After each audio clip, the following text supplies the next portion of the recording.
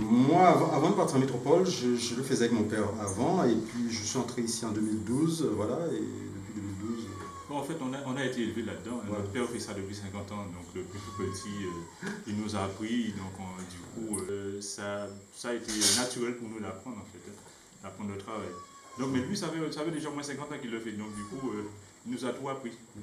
Il connaît tout le travail là, pas ni bon travail en charbon, il pas connaît. C'est moi qui ai appris. Depuis en 57 ans, en 80, c'est pendant des travail en Gabon.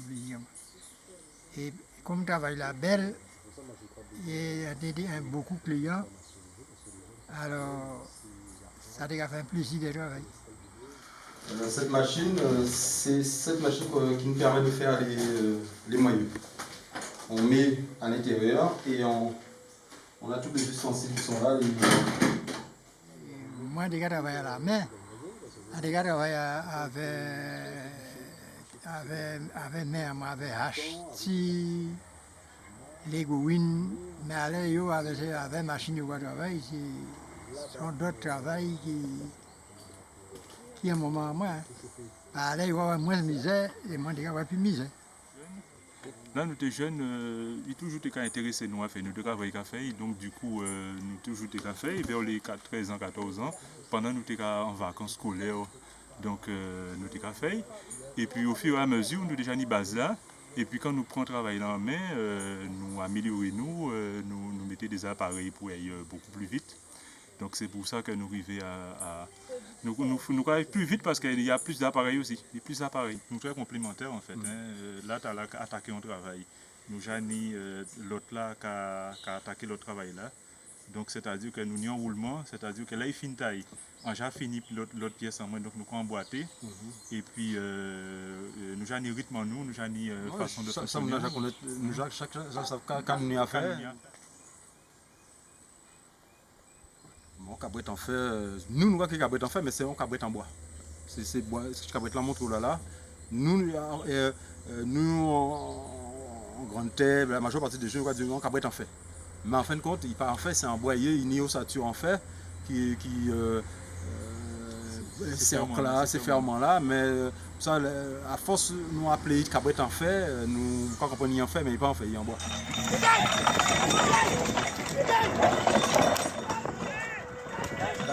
Ça c'est où là. On a le moyen principal. On a les 12 rayons et on a 6 jantes. Une jante, 2 jantes, 3 jantes, 4 jantes, 5 jantes et 6 jantes. Ça c'est corps à charrette là. Ça c'est flèche là. On a essieu là qui est juste qui est au milieu là. On a ça qui est molino là. Molino là c'est voilà qui est en dessous, qui est en bas charrette là, qui va permettre de relier charrette là à flèche là. Et puis après on y ça va créer gueule de loup, nous va créer ça gueule de loup en créole. Et puis assis et on y joue là. Donc comme cabret là c'est un cabret qui en genre qui a manqué quelques pièces, on y ça va créer les barres, après on y ça va créer ridel. Les ridelles qu'on met juste à une certaine hauteur. Et puis il y a ce qu'on appelle les tombeaux.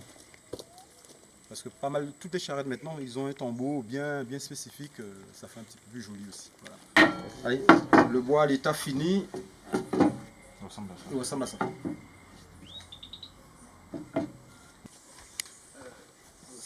Ça c'est comment dire, ça c'est le bois à l'état brut. Et quand c'est terminé, on a une jante comme ça. Là, ça fait partie de la structure de la roue de la charrette avec le moyeu que mon petit frère est en train de préparer. Je dois m'organiser pour qu'il y ait 12 trous dans le moyeu. Donc j'utilise le compas et je dois être vraiment très précis parce que c'est au millimètre près. Donc ça veut dire que quand je trace, je dois m'organiser pour que le compas ne bouge pas d'un millimètre. Le plus important c'est le traçage. Et quand c'est tracé, après, on peut percer et après on va mettre les rayons. Le pointage doit être fait en fonction d'une moyeu. Quelle que soit la grosseur du moyeu, on doit retrouver 12 points. Vous voyez, pour pouvoir faire les 12 rayons. Donc il arrive que le moyeu soit plus gros, il arrive que le moyeu soit plus petit, mais on prend un petit temps quand même pour pouvoir, pour que ça puisse retomber exactement pile poil. Donc le moyeu fini, ça ressemble à ça. Quand on a fini de percer en fait. Hein.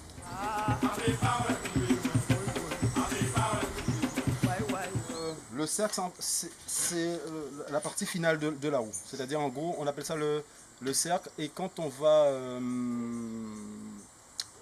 va cercler, parce que quand la roue est terminée, on appelle ça le cerclage. On prend le cercle, on va le chauffer à des degrés assez élevés quand même. Je ne sais pas, que j'ai pas de température pour savoir. Mais il faut que ça soit très rouge, il faut que ça se dilate, en gros. Et dès que c'est dilaté, il y a un calcul à faire qui ne soit pas trop... C'est-à-dire que quand ça tombe dedans, et en plus, ça compresse la roue.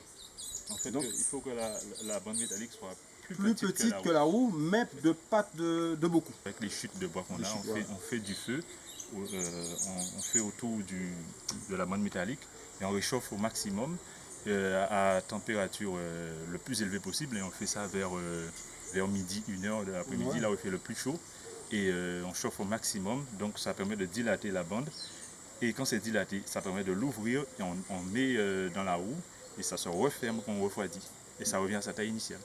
Là, nous allons faire ces roues-là, nous allons faire par 4 roues, en fait. Donc du coup, nous allons faire un roue fini, faire un deuxième roue fini, un troisième roue fini, nous allons faire à peu près 4 roues, et nous allons faire les 4 roues en même temps. C'est-à-dire faire là, nous allons mettre en les roues là, les 4 en même temps. Donc du coup, nous allons faire des séries de 4 ou de 3. En temps, pas pour mettre pire encore, parce que ça fait passer avec tailleur. Donc tailleur là, déjà pour un gros piston. Donc après, nous passons à la perceuse, et après ça, nous passons à la mortaiseuse. Donc du coup, nous allons améliorer et nous allons aller de plus en plus vite en fonction de l'avancement de la technologie. Là. Pour une roue, on mettra 2 jours, 2 jours et demi, ça dépend des aléas du temps. Parce que comme on travaille avec le temps, s'il pleut, le délai sera un petit peu plus rallongé.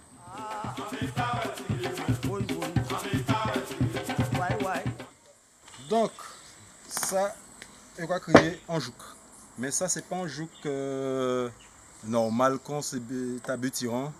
Ça, c'est jouk coup ou jeune bœuf. On est ça là qui est un jouk à tiwa. Ça fait partie des jouks anciens. C'est des anciens jouks. À l'aile, il va faire des jouks à compétition. Tout le monde a fait, il y avait maquette, mais ça, c'est avec compas. C'est à l'ancienne. À veille, on peut marier tête à bœuf là.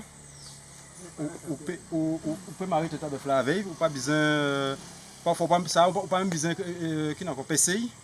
On y court, il va passer directement là. On peut marier tête à bœuf là. Compétition, hein, voilà.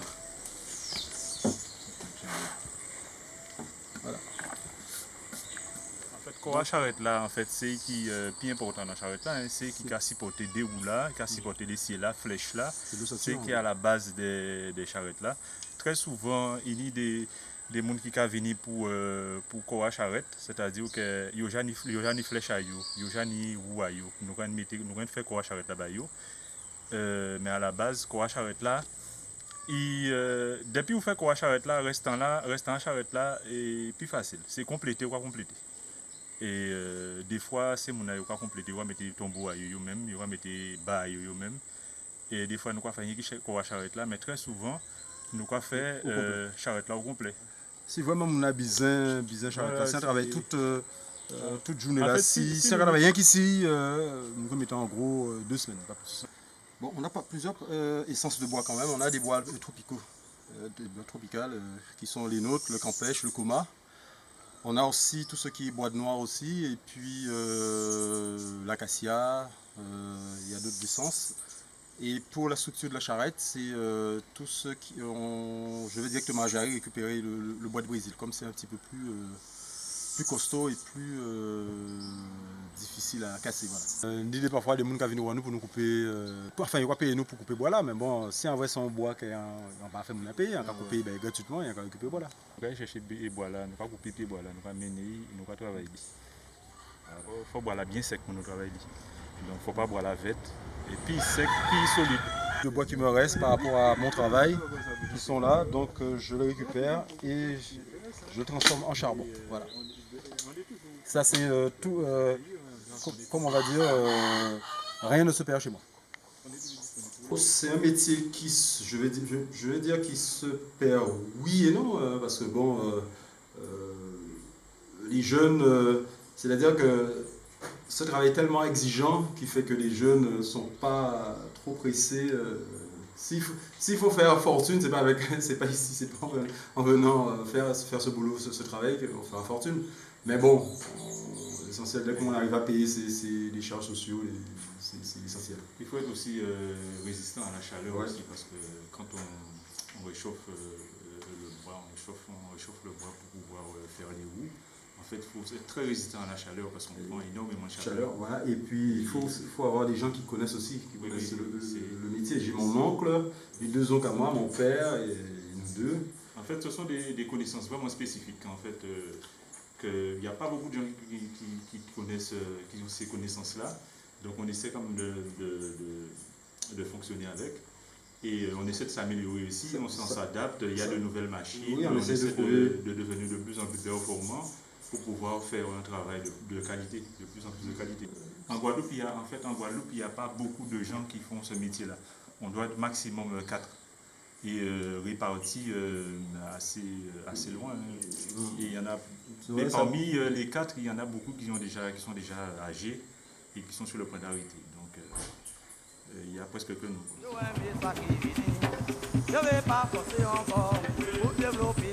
C'est un travail qui est très intéressant, c'est un travail qui est ancestral en fait. C'est dans un pays-là, c'est un travail qui a dans culture en nous, qui toujours existé depuis longtemps et qui vivent quand même malgré la modernité en fait. Il y a compétition là qui permet de travailler là, de continuer à fonctionner et puis nous fiers de ça que nous avons fait. Parce qu'à la base, il est déjà mort, nous fiers de ça nous avons fait, nous fiers de travailler là, nous avons fait là. Et si des gens qui sont intéressés peuvent voir ce que nous avons fait, peuvent encourager nous à dans travail là, nous avons fait là, ça sera le bienvenu. Et en cas toujours quand on dit tout Guadeloupéen, de pas oublier que le travail là ça a existé et qu'il est là pour un pétant encore. Ah, oui, moi on y bœuf, on peut dire. On y bœuf, mais j'arrête là pour l'instant banni. On dit toujours. Les cordonniers marchent aussi.